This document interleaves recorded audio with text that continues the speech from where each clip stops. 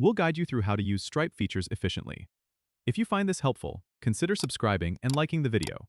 First, open your web browser and go to the Stripe website. Log into your account using your credentials. Once you're in, you'll land on the Stripe dashboard, which is the central hub for all your Stripe activities. From here, you can see a summary of your payments, balance, and recent activity. To explore Stripe's payment features, go to the Payments tab on the left sidebar. Here, you can view all transactions, initiate refunds, and manage disputes. If you need to create and send invoices, click on the Invoices section.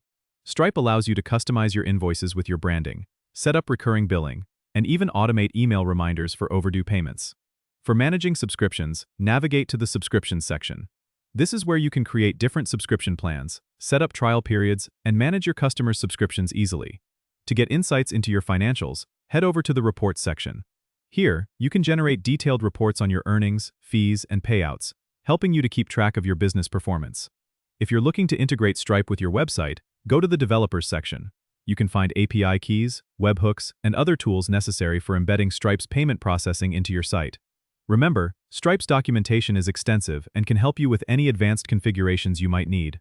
Don't forget to subscribe and comment if this helped you out.